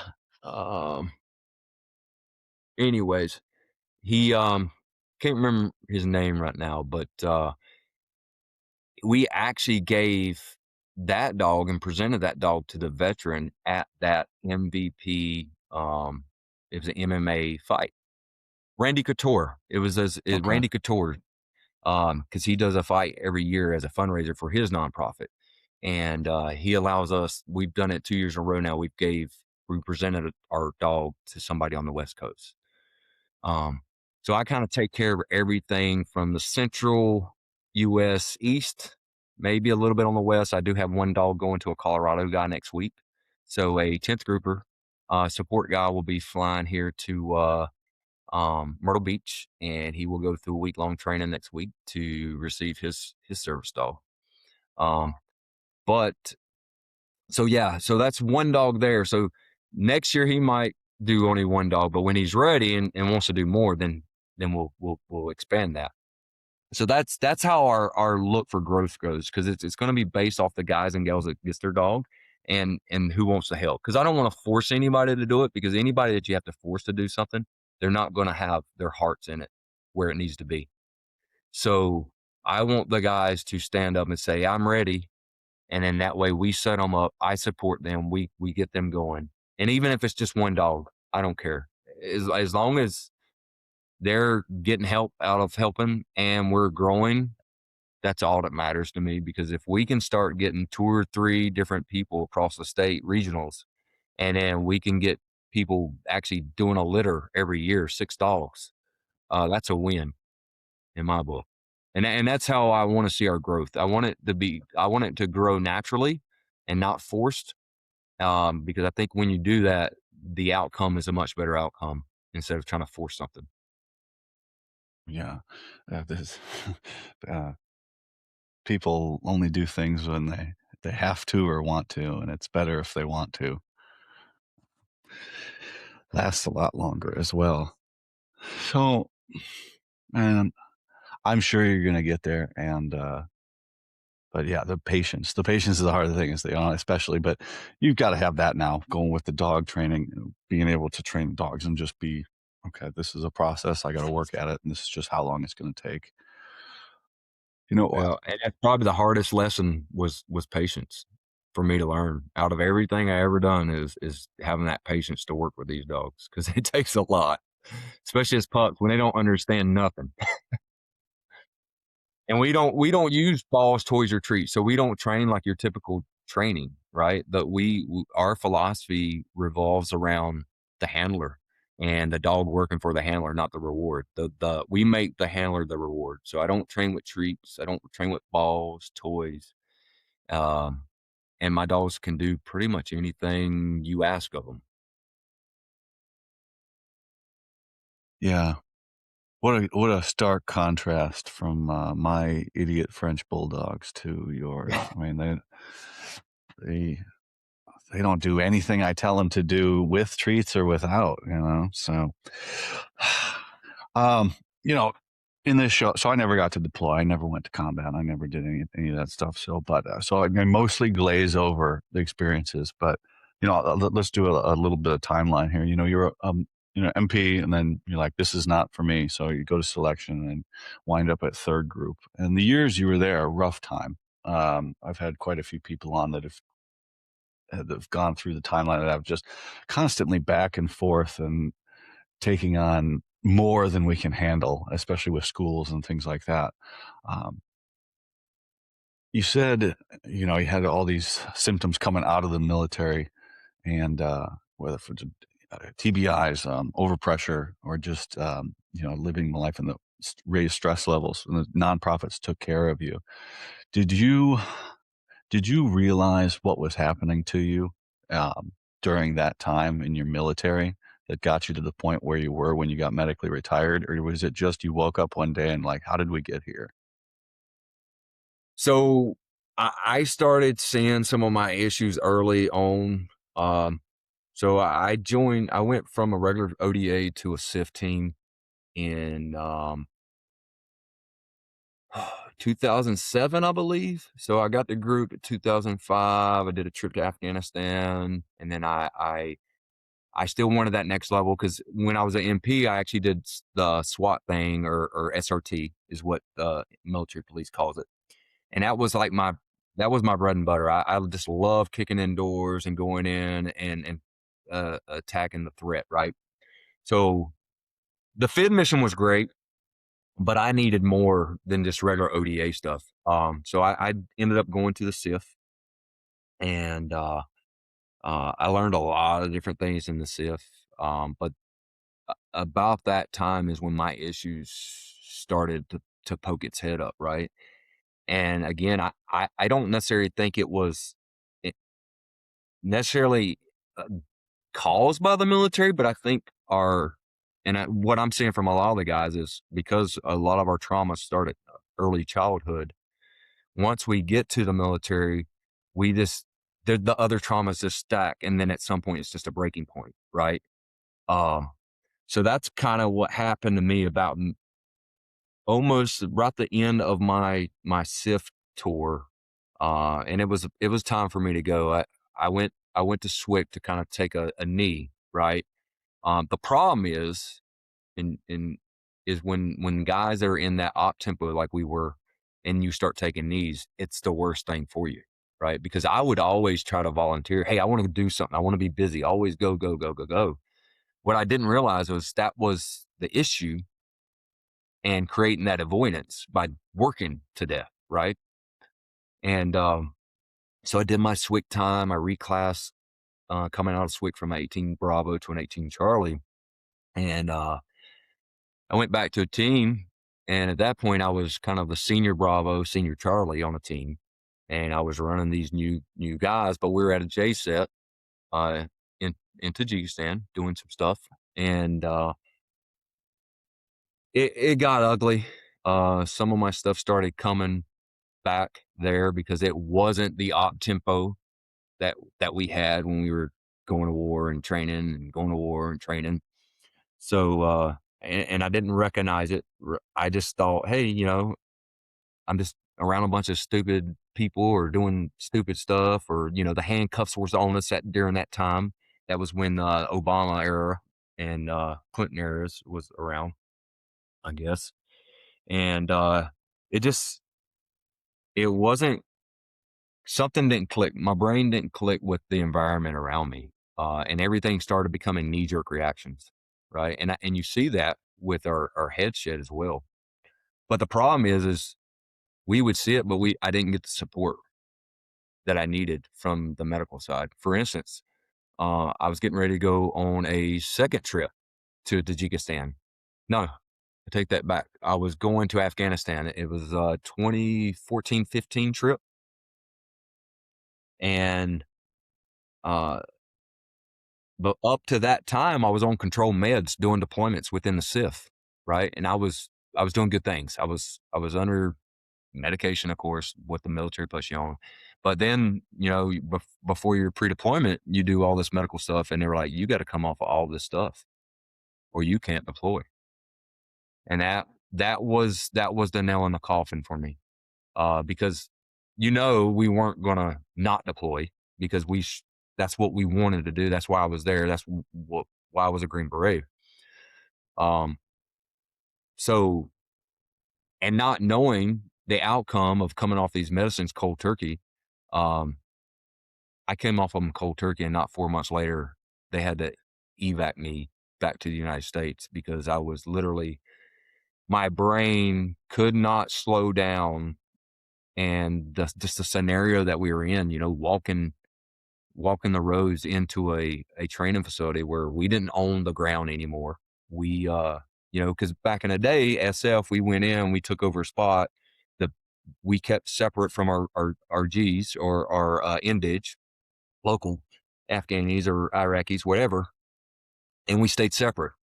But later in the war, when we were downsizing, drawing everything back to Afghanistan and in Bagram and where else, um, we no longer had that luxury of going to our own location, conducting our training, right? And then because it was you go in, oh yeah, and you can't build anything, so we didn't have working showers at the time. And this is 20 something years in the GWAT. Like you shouldn't be at that point, right? So I'm cut off cold turkey of stuff like Klonopin, stuff for sleep. I mean, you name it, right? Any control meds, they cut me completely off prior to deployment. And then I think it was less than a month I had to deploy after coming off of these. Oh yeah, without any kind of medical follow up too. There was no help. So, doing these trips, walking in as a Charlie, I'm looking for IEDs, EFPs through these towns. There was only 2 routes in and out to get to this location. And they knew exactly when we were coming when we left the wire, right?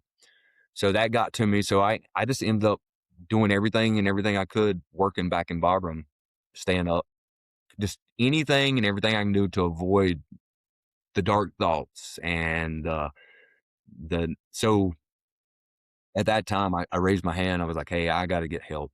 I said, "I can't do this no more." And I only did it because it was pointed out by my 18 Delta.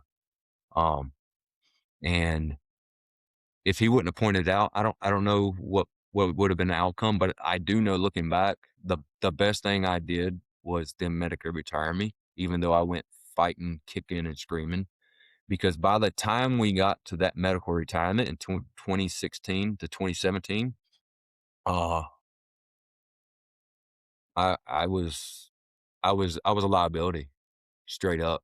You know, I should not have been in combat in 2015 cold turkey off of medicine. And it was a failure on our leadership. And I think it was more from a understanding about what was going on with the guys. Because they teach us how to fight, they teach us how to go to combat, they teach us how to kill, kill, kill, go, go, go, but they don't teach you anything on how to deal with that stuff when it slows down, right? And they don't give us the support to deal with that stuff. So for me, when all that kind of came to a bunch in 2015 while I was deployed for the last time to Afghanistan, it that was the point I finally realized that I'm done. Even though I was fighting and screaming because I thought I still had an opportunity to help the guys and gals. Like, at first, they transferred me over to the, ACS or yeah, not ACS, the, company support team or whatever for AST? No. the special skills, at battalion, and I think different battalions. So we were teaching, like, ATV, heavy vehicle self-recovery, dirt bike driving. We were doing that type of stuff, and then at the time, the commander, uh, came up to me and said, "Hey, Keith, you're here because of ABC. Um, I really want to use you to help ID other guys and gals or, other guys in our units that are having these issues that just aren't coming forward." And, so I started talking about that, and then there was a change of command thing going on, and from that, everything just dropped. There was this headbutting right off the get-go with the new change of command. They went after my tab. Um, I mean, it was during that time where they were crucifying anybody and everybody for the slightest little thing that they did wrong, right? Without even looking why they did it wrong, right?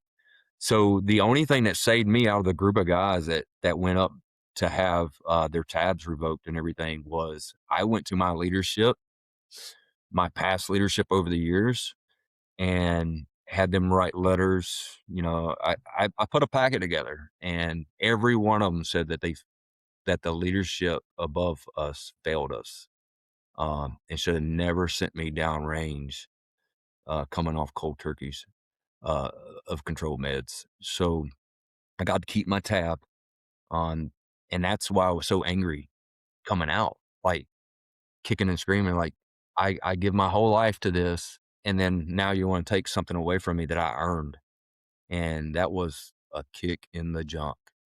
Um, and so at that point on, I just totally turned my back to everything. Um, but now, um, looking back, I think we should learn from it. I think we've started to learn from it. I think group has learned from it. I think the military has learned from it. We've got to educate the guys and gals and let them know that, hey, just because you raise your hand doesn't mean you're ending your career. Because it was a career ender, kind of, back in the day. But I think people realize that now it's not a career ender, that now it just allows us to address the problems, uh, instead of letting those problems stack, because that's what was happening to all of us. The problems kept stacking up and stacking up and stacking up until the straw broke the camel's back. And then when it broke, you had no support there because nobody wanted to be around me. Like I said, I was angry. I was suicidal. Had suicide attempts while I was on active duty. If it wasn't for my teammates checking in on me, I don't even know how they knew or how they even got my house because it was locked up. And I was sucking, starting my 45. And if it wasn't for those guys walking in and preventing that from happening, I don't know if I'd be here. So I feel personally, I feel that God gave me this person, this purpose, this mission. Uh, and he used my experiences to get me there. So I think I had to go through that to be in the position I'm in now to help others. Um, but I don't think if I went through that, I don't know if I'd be doing this, honestly. I think I would have retired. I'd have done my time. I'd have got out. I'd probably be working an 8 to 9 job, maybe contracting somewhere, doing security, personal security, something. Um, but now I don't even know. I don't even have a paycheck coming in. But I have it that way because I don't want to see any of my brothers and sisters doing the ultimate, uh, thing and killing themselves. It's just you're only helping yourself temporarily. You're not helping anybody else when you do that because all your problems just go to somebody else. They don't go away. Um, so I think the military is much better at about addressing problems and getting away from treating the symptoms and actually understanding why these guys are going through this stuff. Getting them help they need, and then getting them right back in the chute. Just like when we jumped out of airplanes, when your chute messed up, you get right back in the chute and you go, because if you don't, you're gonna hesitate next time it comes for that. So same thing in the medical in this world. I think that's how I see it. Yeah, it's up to us to take care of the guys coming out. I sat with my year group peers, a couple of them the other night, and I said, we're in charge now. You guys are still in uniform. I'm out, and I do my thing, and I'm doing whatever I'm doing. But you guys are taking over teams, taking over companies. You're in charge. You're the people that we looked up to then that we said, oh, they're fucked up. That's you now.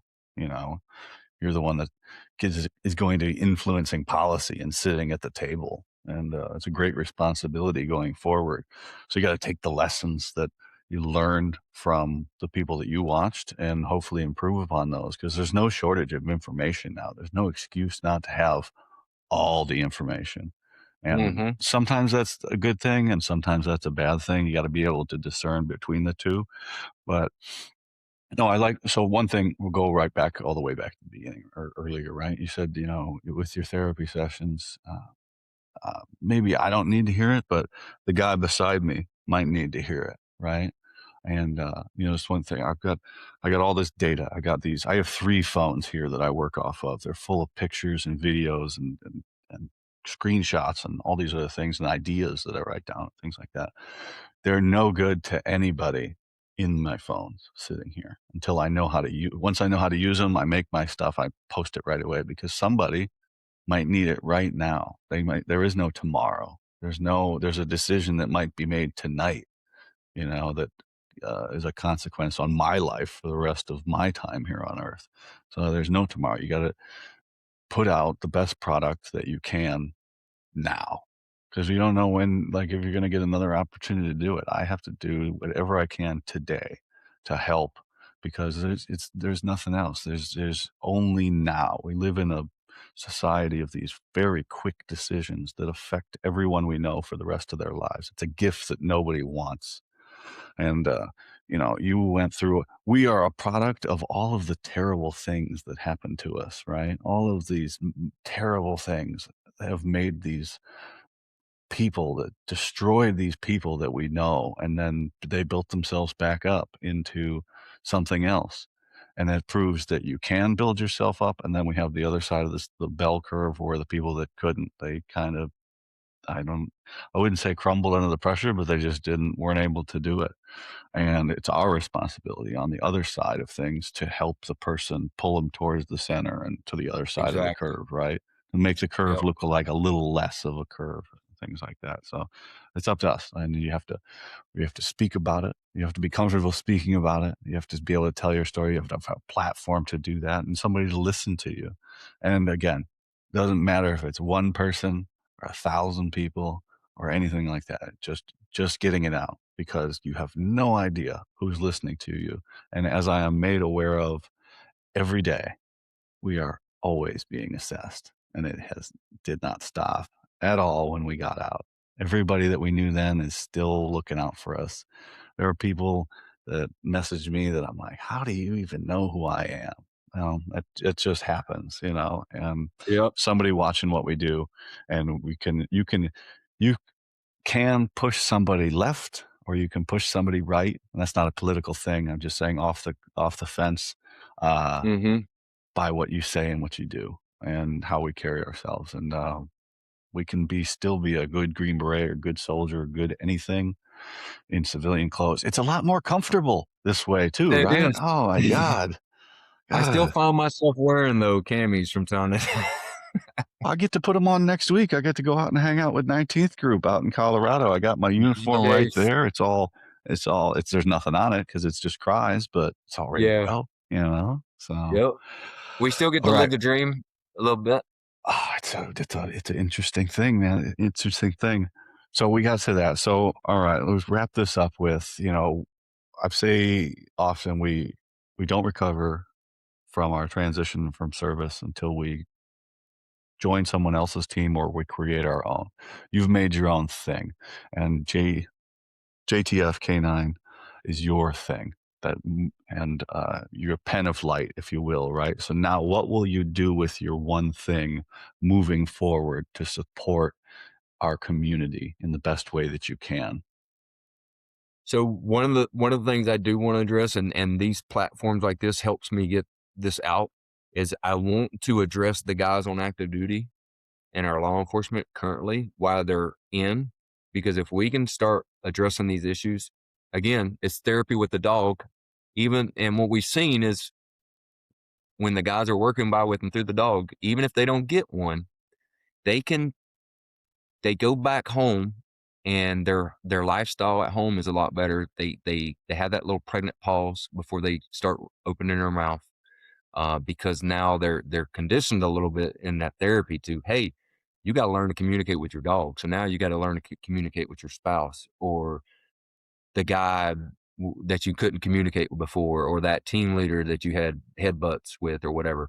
So what we're seeing is because they go through our therapy course, it's just a little bit better life for them. So what we want to do is get into active duty before the issues get to a point to where it takes a lot more than just a little bit of therapy, right, to get these guys fixed.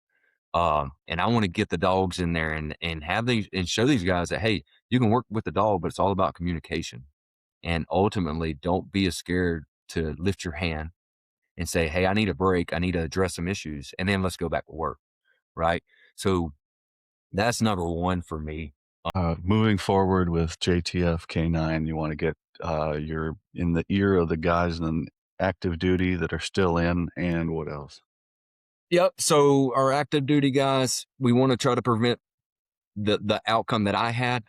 And then long term, the guys that are already out and the gals that are already out, I want to prevent suicide, which is the ultimate goal.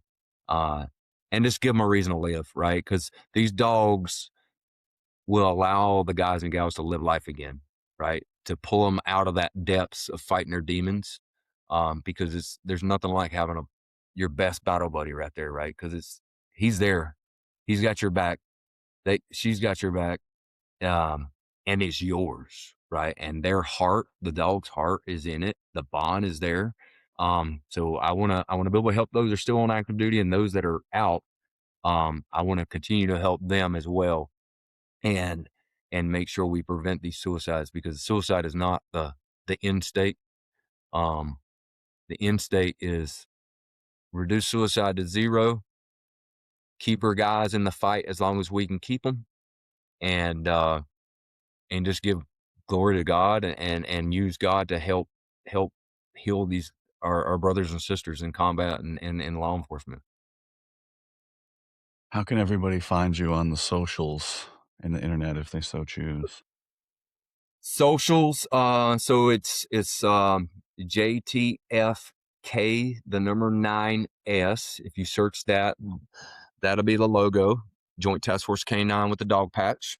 And that'll be across the board, all social media. You can go to our website. It's JTFK9s.org.